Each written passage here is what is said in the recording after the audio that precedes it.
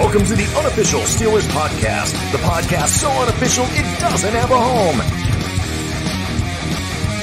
Here's your host from In Heights Sites, Nathan Heights. And from State of the Steelers, Daniel J. Here we go.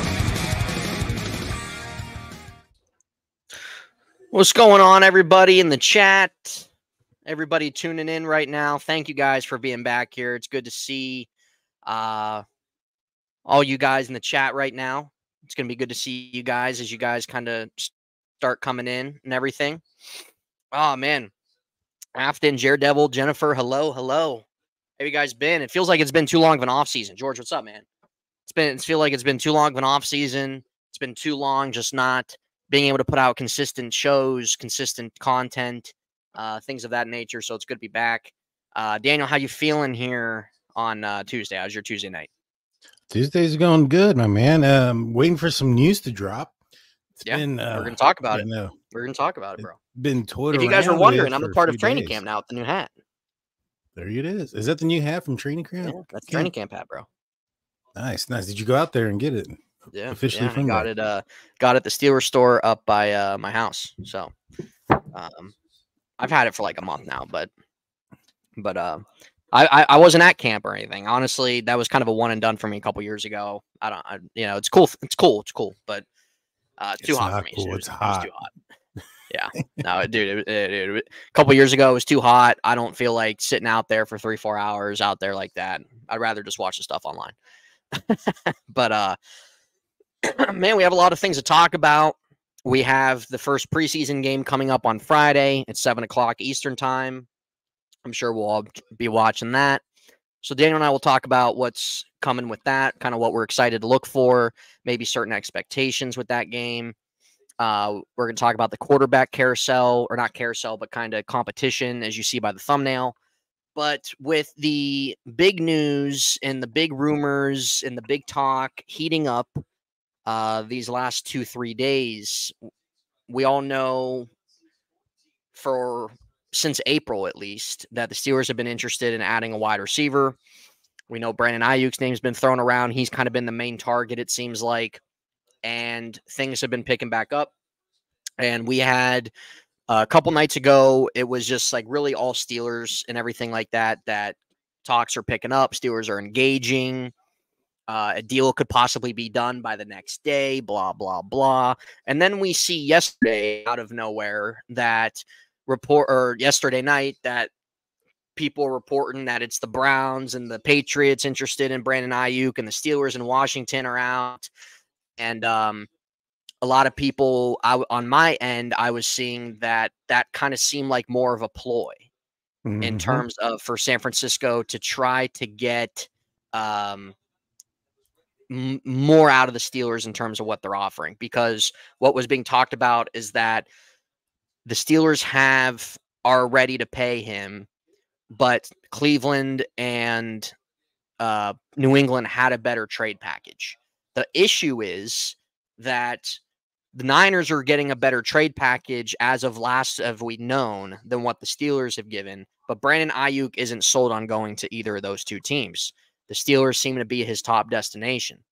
So even though he doesn't have a no trade clause, he only has this year and he's a free agent. And these teams are not going to trade for just 1 year of Brandon Ayuk. They have to get a verbal commitment from him that he is going to sign a contract extension with said team.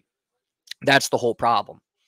And that's why things are kind of messy and everything. Well, today we see Adam Schefter come out. And Daniel, I'll get kind of your whole glimpse on this, but just kind of breaking down in terms of each step at a time, the last 2 days, what's happened. Schefter comes out today. It kind of just seems that the Steelers aren't really quite a destination. And then we see Ian Rappaport about a couple hours after that come out and say the Steelers are widely engaged. They're not out of talks. And then Schefter reiterates what Rappaport said. And then more other reports have come out that Steelers are re-engaged with talks. Blah, blah, blah. Other people on the Steelers side saying that it's going to happen. It's just a matter of when, et cetera, et cetera. So it kind of seems like it's all over the place. It's still exciting because it's still exciting news. I think a lot of people would love to have Brandon Ayuk here.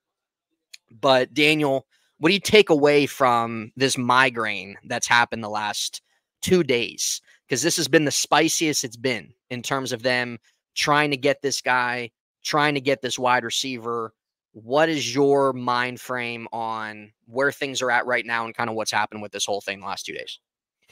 Well, I'll go back first and foremost with the the news that came out that the Steelers weren't no longer not so much interested, but they're no longer in talks with the 49ers because they didn't want to meet their wants or needs when it came to the draft capital. Obviously, that was something to get the Pittsburgh Steelers to go. They didn't say that the Steelers were out on them. They said that they didn't want to meet, their demands. And they purposefully threw in the Patriots and the Browns, which are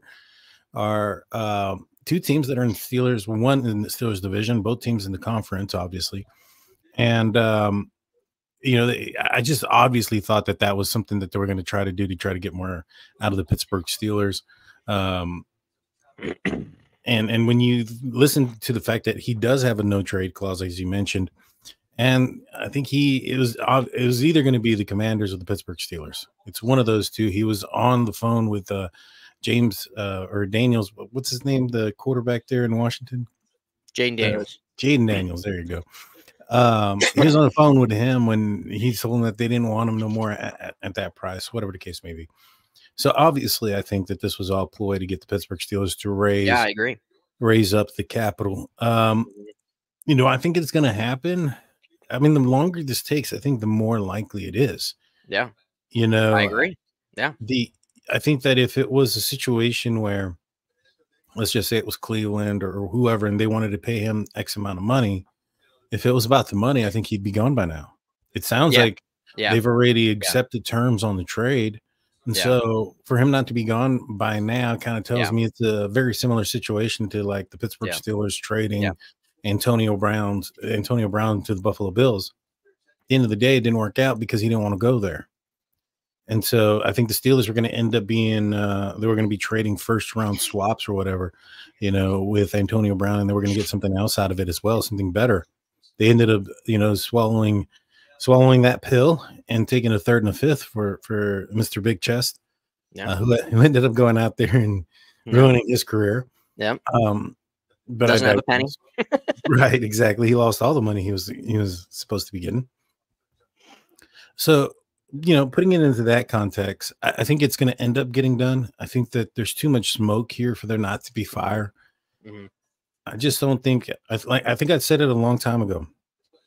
A third and a fifth. I think that's what the Steelers are going to give up for him. And I think you called me crazy. I think you called me crazy when I said a third. You said just a third. And I was like, yeah, I think if they get it done, it's going to be for a third. Well, that would just be another masterclass, Daniel. Let's be honest. I think you made a good point that the longer it takes, probably the likelier it's going to happen. There's a lot of smoke to it. It's highly possible a deal has already kind of been like a handshake deal, if you want to say that, but more just details are kind of weeding out in terms of like what the Steelers are going to give them. What was I going to say? I was going to say something. Oh yeah.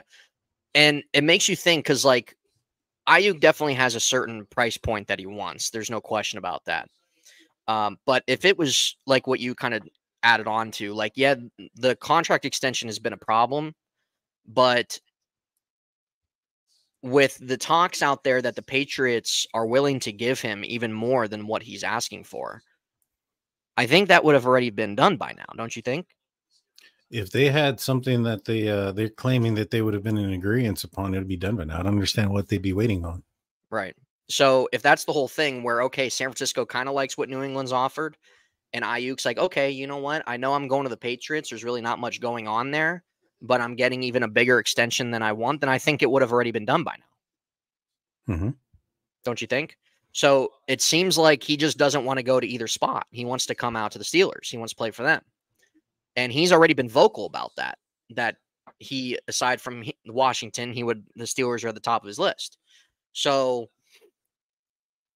with that being said, I could definitely see it being kind of a handshake deal, but the Niners are also kind of maybe letting through their PR and their media and everything like that, that they're letting leak out, like, hey, okay, you know what? If you're not going to kind of step up a little bit here, we have some deals in place here to the Browns and the Patriots. We can try to get Brandon to accept on that aspect. So I agree that I think that was a kind of more of a ploy last night to get the Steelers to open up the deal. We see in the middle part of the day today that Schefter and Rappaport talk about the Steelers are back engaged. Contract talks are engaged. The Steelers were never out, quote unquote. But I'll still believe it when I ultimately see it, because really just reports are reports at the end of the day. You always have to take them with a grain of salt. But what do you think would be like? Do you think that there's a possibility that a player is involved in this trade that would go to San Francisco on top of draft picks? It's possible. I mean, that's what's been reported out of the other teams that were involved, right? Omari Cooper, yeah, Kendrick Bourne, that other receiver. Right. So receivers have been what I think was one of the things that was going on. I think it was reported that they wanted either Pat Freiermuth or George Pickens. Right. Now, how true that report is, I don't know. I don't think I would give up either one of those guys. I think I want to extend Pat Freiermuth, especially if Arthur Smith is going to be a long staple at the offensive coordinator position. If we're going to be running his type of offense for the foreseeable future, then I think that Pat Freiermuth is going to be a huge component to that offense, and I prefer to sign him long term. George Pickens, I mean, then you're back to square one, aren't you? If you swap out George for, the whole point is to get somebody with him. Exactly. And or also, just to make sure that if George doesn't go down, that there's nobody else behind him. Exactly. You're right back to square one. Yeah. Ayuk comes in for George and he goes down, it's the same thing. Yeah. So, I think that's going to be the issue. I think that there's been some speculation that there's been talks about throwing Calvin Austin into that mix. Alex Highsmith has been one, James Daniels, and Dan Moore. Now, I think everybody would be okay with Dan Moore going. I mean, I think they would add him to the package even if the 49ers didn't ask for it.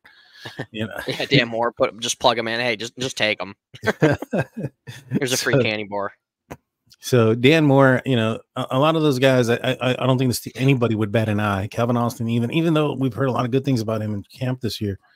I don't think anybody would bat an eye when it comes to trading Calvin Austin and a pick or whatever the case may be alongside with, to get back Ayuk. But Alex Highsmith is the one that's somewhat like, I don't know. I'd have to think about that one because, Alex Highsmith had one really good year a couple of years ago. He had 14 sacks, a lot of tackles and stuff like that. Cut it all in half last year. I think he went from like 140 tackles to like 70. He went from 14 sacks to 7. And so he's already dealing with, I think, a hamstring injury this year. Mm-hmm. He's dealt with soft tissue issues throughout his entire career, to be honest with you. I don't know. I mean, with the emergence of Herbig and then the signing of Golden, who I've heard it didn't lose a step whatsoever thus far in training camp. How tempted would you be to let Alex Highsmith go and bring in an Ayuk? I don't know. It's a good question. I don't think it would make too much sense to me to do it just because your identity is so defensive heavy right now. And the Steelers have put a lot of time into really trying to keep this type of core on defense.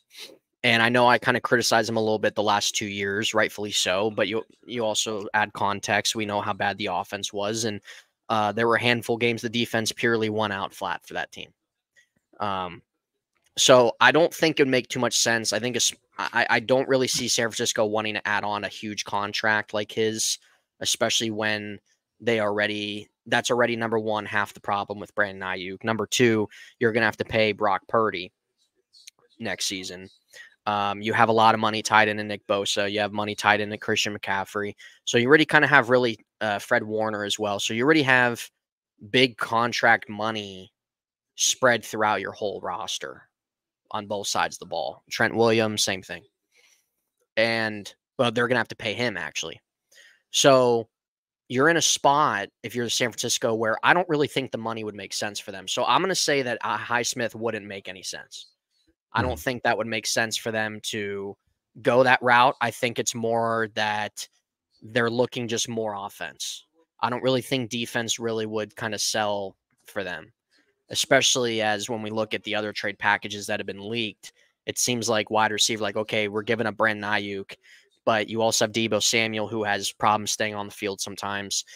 You have a couple rookie wide receivers in the first and third round that they drafted. You have George Kittle, who's not always on the field all the time. You have Jawan Jennings, who has kind of been growing. But I think it's more so getting some security there at wide receiver or in their passing game that seems like would be a selling point for them, unless they're just able to kind of get a decent package with draft picks. So Highsmith, I don't think would make sense. I don't think that they would really care for any type of defensive player, honestly. Now, maybe somebody on the line, maybe a lineman, maybe a James Daniels or somebody like that, because they need some help there on the right side of their offensive line. James Daniels only has 1 year left on his contract, so that could be something that makes sense. And I'll be honest, the Pat Freiermuth stuff, it makes sense in the way of if it's true that they have asked about him. I'll be honest, I would not be 100% opposed to trading him in that trade deal. I am on the same page that Arthur Smith loves his tight ends, but he's also a free agent. And in terms of the Steelers' priorities, I know it's been talked about of him getting a contract extension, which I'm fine with. I think that he can thrive in this type of offense. At least I hope so. But we also look at the last couple years. He gets banged up pretty easily. He doesn't really quite block. He's a lot just more of a receiving type tight end. And you already kind of have 3 other guys behind him. Not saying that they're better, not saying that they're quite on his level or anything. Is I think that Freiermuth can be more in a back end top 10 type guy, but his utilization the last 2 years has been very poor. And I think when you compare the two, Freiermuth, let's just say that happened hypothetically, and I don't mean to go on a tangent here, but let's say hypothetically that happened. Let's say Freiermuth was a part of this trade, and you get Brandon Ayuk. Okay, so then that would mean Darnell Washington would have to step in. That would mean that probably a Connor Hayward. That would probably mean the Pruitt kid or Rodney Williams. Those would kind of be the 4 guys you'd be looking at, unless there's some name out there that I'm not thinking of on the waiver market that they could maybe have some contact with to bring in to try to help. But when you look at Freiermuth and Brandon Ayuk, honestly, Daniel, I'm taking Ayuk every Sunday out of the year over Pat Freiermuth. Brandon Ayuk checks every box you want as a wide receiver. Pat Freiermuth, we've seen what he's done. He did some good things his rookie year. He's been underutilized the last 2 years. That's not his fault. I like his talent. I would love for him to be here more longer term. But if for something truly to get done, I'm completely okay giving up a first-round pick and not giving up any offensive players. But if a player has to be involved, and like I said, if Freiermuth is going to be a guy that's San Francisco is interested in, I'm not 100% hanging up the phone on that. Yeah, I mean, I see your point there. You know, I would obviously as well take Brandon Ayuk or Pat Freiermuth as well. Yeah. I just, you know. Oh, I get it, though. I would like to see him in a type of offense where he's actually going to be used 100%. Yeah, yeah. And I just, like I said, it's just one of those things where I think he's going to end up having a big year. You know, the guys behind him, they're serviceable. You know, Darnell Washington, he can block. He could be the next right tackle. You know, if he puts on a couple of pounds there, maybe not even need to. Michael, what's up, man? Thanks for tuning in. You know, Pruitt, he sounds like he's been having a pretty excellent training camp. Connor Hayward, he's a little bit of a tweener between like a halfback and a tight end. He's one guy that I think might be on the bubble of looking, you know, on the outside looking in, to be honest with you, when it comes down to, you know, how these other tight ends are being utilized. There's a guy, I can't think of his name for the life of me, but he's been playing the fullback position here recently, and quite a bit of it. It's not the Ward kid, is it? Who? No.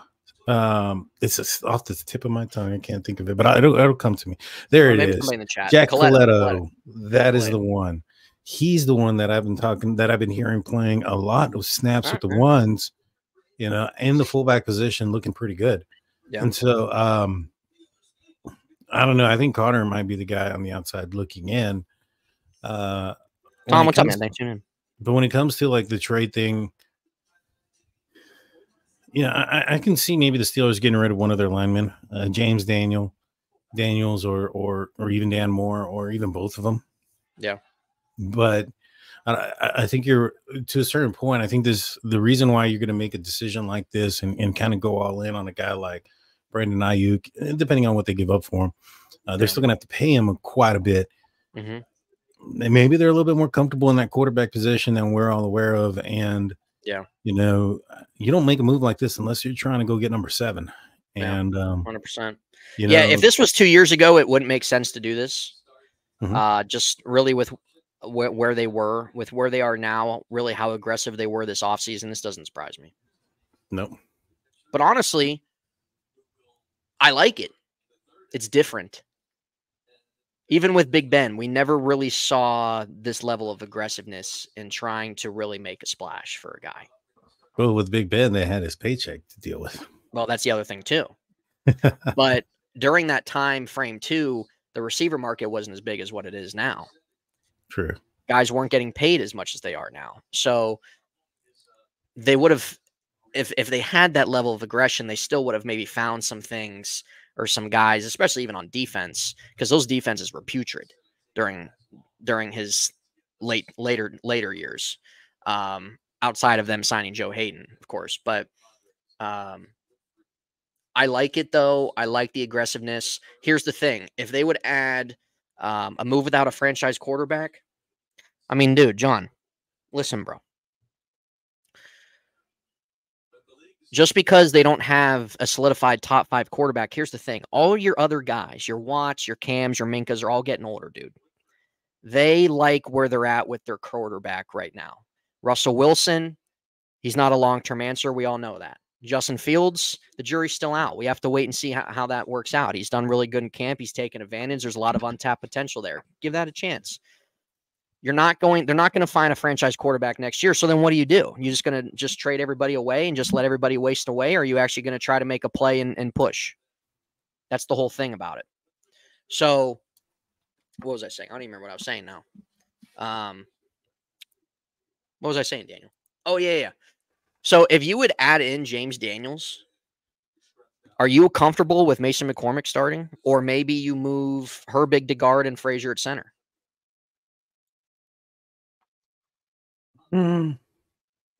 Well, I think McCormick has been pretty good. McCormick actually got some first-team snaps today, too, by the way. They had him going up against Hayward. They want to see what he can do. I got some interesting stats for you. I know a lot of people are talking about the quarterback situation. I'm going to give you some stats to compare with Russell Wilson, and then I want you to tell me who the other player is, who the other quarterback. All right, is. go ahead. Okay? Go ahead. All right, this other quarterback played 16 games versus Russ's 15. Okay. All right. Completion percentage. The other quarterback was at 67.2. Russ's was at 66.4. Passing yards. This other quarterback had 3,678 yards passing versus 3,070 yards for Russ. So an 8 yards average versus 7 yard average. 229 yards per game passing versus 204 for Russ. 24 touchdowns through the air versus 26 touchdowns through the air for Russ. And 7 touchdowns for him, 8 interceptions, and 8 interceptions for Russ. Who do you think that other quarterback is? That's a good question. Is that Lamar? That is Lamar Jackson. It's pretty close, ain't it? Yeah. I mean, you're looking at Russ threw 2 more touchdowns than him, had 1 more interception, passing yards per game, and a little bit more. But at the end of the day, you're looking at Lamar Jackson, a guy that's supposedly everybody's looking at as the guy, going up against Patrick Mahomes. It's top 2, whatever the case may be. Yeah. You get what I'm saying? So yeah, no, I get it, man. I get it. I think that there's now. Listen, it's anything's possible. It's possible where Russ and Fields just don't work out, and you're just continuing your quarterback search. But I'm confident that one of them will, and I'm confident that both will be okay in terms of for this season. And we'll transition off the Brandon Ayuk stuff because it's kind of really all we have right now. Mhm. So let's get into the quarterback conversation because that's kind of been a big talking point the last 2 weeks. Russell Wilson has not, he's been out with, or just kind of limited with his calf problem. Fields has taken advantage of a lot of first team reps. There's been a lot of good reports, promising reports coming out of there. In terms of that, where do you feel that the quarterback one situation is where things stand right now, heading into the first game? I think there's more of a competition than we probably thought. Mm-hmm. You know, today he did play and he had himself I saw a day. that. Yes. Yeah. You know, he was very accurate with the ball. Obviously, Yeah. he's not That's getting great. hit Yeah. and That's things great. of that nature. So, it looked very proficient. You know, I think this is going to be more of a competition than we're expecting. I do think that at the end of the day, well, how can we put it this way? I think that Russ is going to end up being the guy to start it off. It's going to be his job to lose. But I think this is closer of a competition than what we got Sure. with Mason, Kenny, and Mitch a couple of years back when it was Mitch's job to lose for the most part. What a nightmare. Don't Yeah. remind me. Don't remind me. Those were dark times, dude. Those were a dark 2 years. Yeah. Yeah. Hey, you know what? Real quick on the touchdown interception stuff, another quarterback had 27 touchdowns to 14 interceptions. Who do you think that was? Was that Mahomes? That was Mahomes. Man, you're 2 for 2. Dude, I'm pretty sure I remember both their stats from last year. So that was the first name that came to mind. Yeah. Because I know Mahomes was, there were some games last year, it was a little shaky. Oh yeah. Yeah, yeah. He was closer to like 2 TDs to 1 interception, something like that. Yeah. And so yeah, it's you know, I think Russ had a comparable year. In fact, they went 1 for 1 against each other. Yeah. And so, and obviously it's a team sport. It's not just them. And Mahomes also had a lot of players dropping the ball throughout the year. But at the same time, I mean, it's better than what we got from the Steelers last year at the quarterback position. Yeah. But to go back, just to go back into this year, John, I appreciate the comment, brother. I don't know how much weight you can put into like what we're going to see in preseason, just solely because of the fact that what we saw last year out of the quarterback position in the preseason. I think everybody's going to have to take a step back and look at what have these players done in actual live stadiums. Sure. We've had the benefit of seeing both these players do that. I think overall last season, Russ, he didn't have the greatest years comparable to his career. However, it wasn't a bad year once you compare it to the top quarterbacks of last season. When we just compare him to Lamar and Patrick Mahomes and touchdown interception ratio and things of that nature, it seems like it's comparable, if not better.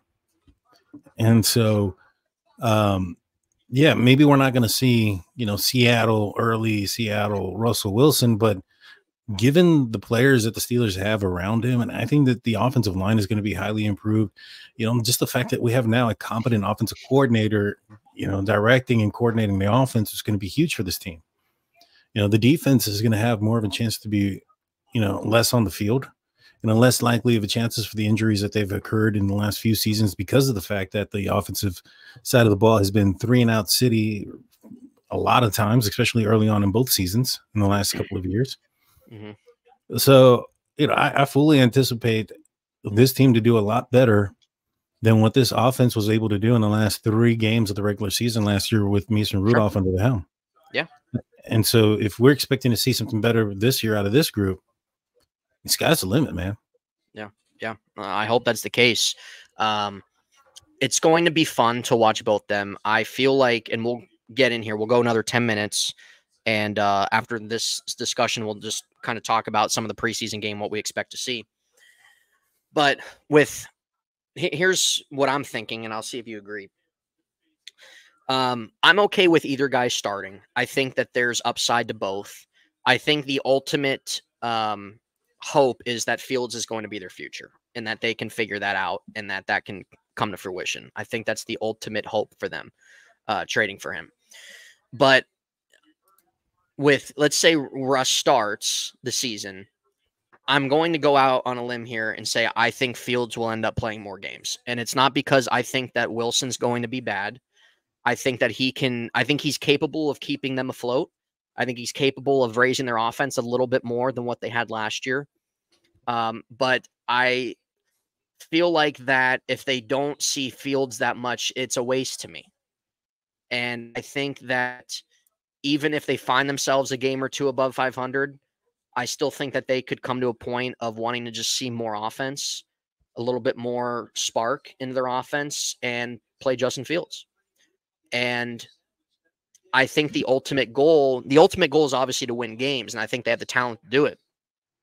But from the quarterback spot, their goal needs to be, okay, what do we do with Justin Fields? Because there's a lot to like. There's things that make you scratch your head.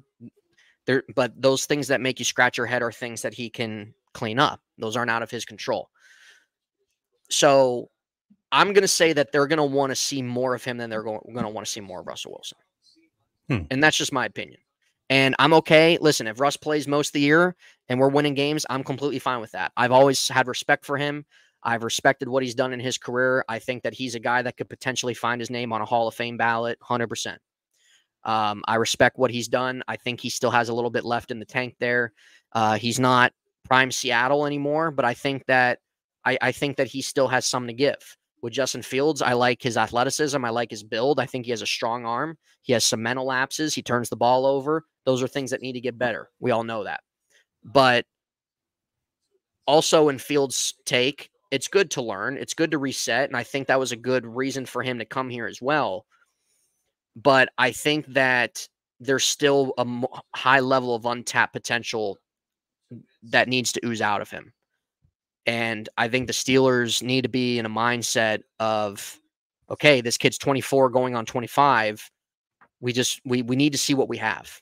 Because if we really have something where it's clicking here and our personnel and our coaching we're actually getting even more out of him. I even read that the Steelers are having him go back to the way that his original set was in college when he's snapping the ball pre-snap. Chicago wanted to do all this weird stuff with his footwork. The Steelers are wanting him to revert back to that. I saw that last week. But beside the point, that's the ultimate goal. Now, will it come to fruition? I don't know. But that's my hope, is that he does end up being their future and that Russ can end up doing okay. But we'll see. We'll see on that. We'll see. That's a wait and see. But I'm going to go out on a limb, say we see more Fields this year. I think we'll see more Fields in the preseason. I agree on that too. Yeah. But when the season starts, that's just, I don't know. That's my mindset real quick. Just that I think that they need to see more of what Fields is than what Russell Wilson is. But now if they're winning games with Wilson, I get it. That's the ultimate end goal. You want to win games and everything like that. But I think that there's still things left on the table for Justin Fields, honestly. I don't disagree with you there, but I do think that it's going to be, with the weapons that the Steelers have on this team, if Russ doesn't turn the ball over, I think that he's going to end up, the Steelers are going to win a lot of games that way. I mean, just because of the defense, the offensive line that they're going to have, and the ability that I'm foreshadowing that they're going to be able to run the ball with this offensive line and control the line of scrimmage and control the ball, time of possession, things of that nature. I don't know. I have a hard time seeing him crap the bed so hard that they're going to be pulling him out. Well, I don't think they're going to pull him out because he's going to crap the bed. I think that they'll pull him out because they're really just I could just see it come to a point where they're floating a little bit above 500 in a tight division, and they need a little bit more, and they're going to go to Justin Fields. Fields has the legs. He has the athleticism that Russell Wilson just can't offer right now anymore. He can't. Justin Fields outside Lamar has the best set of legs in the NFL. I don't disagree with that. And I think that he's going to have his packages and he's going to have his time on the field. I don't know, man. I mean, it's one training camp and things of that nature. But I know the value that Tomlin puts on, possessing the ball, not turning it over, things of that nature. And I know the value that he puts into like experience and you know, those type of things. Yeah, pedigree, I think is huge for Mike Tomlin when it comes to. I mean, I think that's one of the reasons why he goes out and gets these first string or first round players that didn't pan out, in several places. He'll go out there and pick them up regardless. I think that's been an MO of his, so to speak.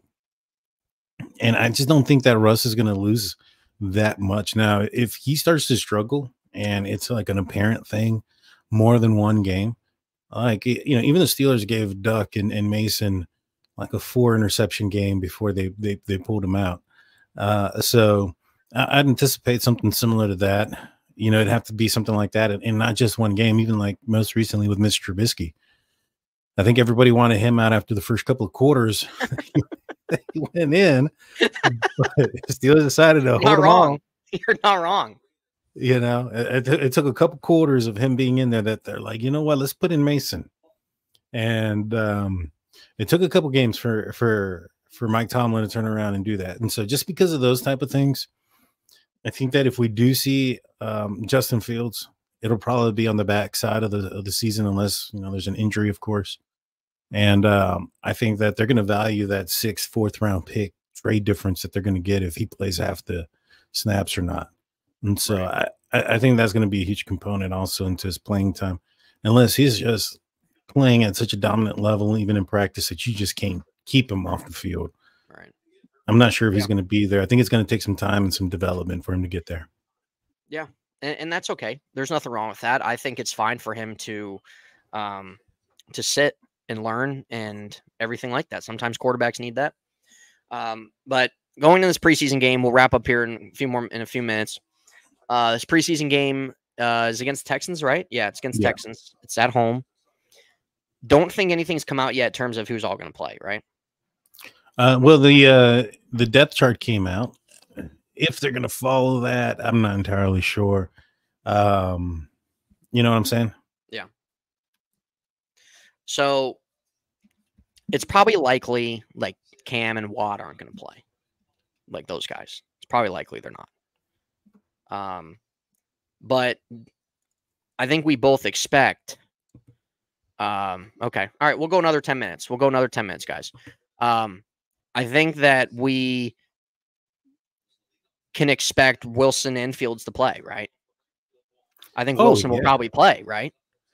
Probably a series or so. He's about 35. Fields is going to get most of the bulk. Yeah, I think so. Fields going to get most of the bulk, which I think they want to see, which is fine. So if Wilson plays 1 to 2 series, gets his feet wet a little bit, gets a little comfortable coming off the calf, blah, blah, blah, that's fine. Fields comes in, plays most of the rest of the first half into the third. Kyle Allen comes in, finishes off the game. That's probably what we're going to see.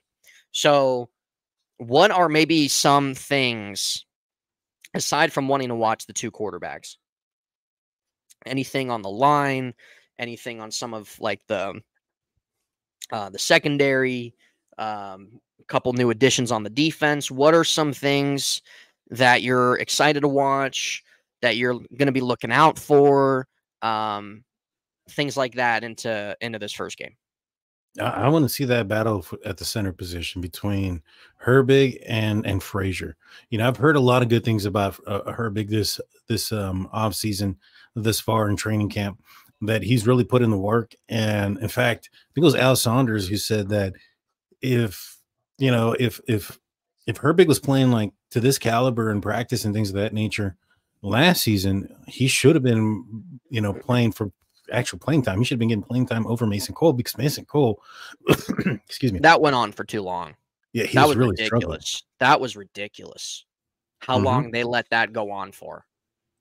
Yeah, exactly. And so if that's one of the things that is coming out, that he's playing so well right now that he should have gotten starting reps last season, and he's holding off Frazier. Now, I think that could be a good thing. If you can hold off your guy until he's absolutely ready, do that. I think that's going to be the best for his benefit. Plus, it's a good problem to have, with Herbig, and it makes a guy like James Daniels a little bit more expendable, especially if somebody were to go down somewhere else and somebody need a center guard replacement. I think that the Steelers will have some options, because I think Herbig's also going into his last, his last year in his contract as well. So he can even be capital for some trade capital there for something more, whether it's a receiver, another cornerback, something to that nature. So Right. I'm really excited about the offensive line in totality. I want to see how they flow and how they work. And I want to see Najee Harris run the ball this preseason. That's something that he hasn't done too often or too much. I think he's going to get the ball. I want to see how he's going to be able to, what he's going to look like with this slimmer body. I want to see if he's able to get out of his cuts quicker, faster, and see how that translates onto the field. So, those are the things offensively I'm looking for. Yeah, 100%. It's gonna be exciting to see how the line pans out. There's a lot of there's a couple scenarios that probably can pan out in terms of how their starting line is going to look like week 1. We'll kind of see what glimpse we get in terms of what the starting line is going to look like, who they kind of move around there. So I'm with you. I agree. I'm excited to see some of the new guys on the line. I'm going to be looking at as well. I'm going to be looking at the special teams. I'm going to be looking at this new kickoff and how it looks and how the return game looks, things like that. So I'm excited to see how that goes. Cordarrelle Patterson, whoever else they have back there. I'm more looking at it just in terms of how it's going to work. And are we going to get a little bit of a taste? Like, are we actually going to get more positive yardage out of it? With kind of, that's what they're trying to do. Also, looking at, some of these D-backs, some of these DBs that they got outside of Porter and Jackson, like Beanie Bishop right now is listed as the starting nickel corner. Good for him, undrafted rookie. But some of these other guys behind the 2 starters, see them make a name for themselves, see them fight for a spot, and maybe what you can maybe find out of these guys. So I'm looking forward to that. So I'd probably rank it like quarterback, line, and then probably looking at some of the DBs just to kind of see how they're looking. Corey Trice being back and Darius Rush and guys of that nature, who's going to make a name for themselves, who's going to show themselves worthy of getting a spot. Kickoff. I'd say those are probably the 4 things that I'll be looking at. And also, too, see how some of these tight ends get used in the first preseason game. Some different tight end sets, things like that. Maybe a little bit of a taste of what Arthur Smith's trying to do. So those are 5 things right there that I would say. Now, do you think the Steelers are going to win this game? Preseason games are hard to predict. By the time the 3rd, 4th quarter comes around, especially in the first one, there's a good possibility that I won't know who half the players are. So I'm going to go ahead and say that they win this game just because I think that the offense is going to get, I think the first team is going to get ahead pretty quick. Yeah. Yeah, I agree. I think Fields will, if he's going to play most of the game, I think that what he'll be able to do will be able to outmatch what the Texans are going to try to do with some of these backup quarterbacks. I know that they did say to start that some of their starters, they're going to have play. I doubt Stroud plays, but I know that at least on the defensive side, I read that some of their guys are going to play. So maybe the Steelers offense might get a tiny taste of that. Mm-hmm. So, yeah, I'll go Steelers win. Not really going to predict a score or anything like that, but I'll say they win. I think Fields will be able to make some plays, and I think he'll look pretty good. Devin, what's up, man? Thanks for being in here. How you doing? So, but yeah, Daniel, anything else that like we didn't really cover or talk about that you want to mention before we get out of here? Beanie Bishop. I'm excited to see what he's going to do. I've heard a lot of hype about him. A lot of hype. I'm excited to see what he's going to be able to pull. He's going to be the from all the sounds of it, he's going to be the starting slot cornerback. So let's see him in action. Yeah. It's your tropical storm Debbie coming through Pittsburgh Friday. I didn't really look at Friday. We started getting a little bit of storm tonight, George. Didn't really look at Friday or how that's supposed to look. So we'll see. I know that up the coast and everything like that's getting a little bad. But yeah, so Beanie Bishop, yeah. We'll see if Najee Harris plays. But yeah, maybe a little bit of a glimpse of Arthur Smith's offense. Ryan Watts, Rodney Williams would be interesting. Yep, seeing that other tight end spot. Watts, cornerback, late cornerback drafted. So there's going to be opportunity there. It's always good to see guys get a shot for opportunity, get a chance to make a name for themselves, things like that. But yeah, other than that, guys, Daniel and I are going to end it on this episode. of the first week of the preseason. It's good that it's a good feeling football is back. It feels like, Daniel, it's been a very long offseason. It sure has. So it's good that football's back. Steeler football is back. And really the big thing we're all looking out for is what we talked about to start this show with the possible trade of Brandon Ayuk. So we'll see if he's going to be on his way here or not. We're not really sure, but shout out to each and every one of you guys that have been in the chat.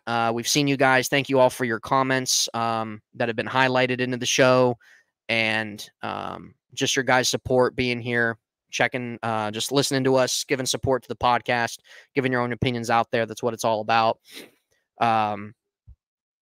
Yeah. Devin, I think a lot of people learned their lesson last year. So don't take a whole lot away from preseason. We all know, really, like I said, how that turned out last year. So don't get your hopes up. But it'll be good to see the guys back out. Good to see guys try to make a staple for themselves, make this roster, maybe see a thing here or two that they're going to try to maybe do this year. We'll see. We'll kind of see how things are looking. But it's exciting. It's exciting. It's back. It's exciting that we're going to be able to get back on our weekly shows and talk Steeler football, man. So Daniel and I will be back next week on Daniel's show. We'll be talking about probably this preseason game from Friday going into next week's preseason game. If there's any news that drops, maybe Daniel and I will come on live or anything like that. We might hop on live, talk about that if there's any really newsworthy things that are worth talking about. But other than that, guys, thank you all for your support, your thoughts, your comments, everything like that. We appreciate it. We will see you guys next week on the State of the Steelers channel.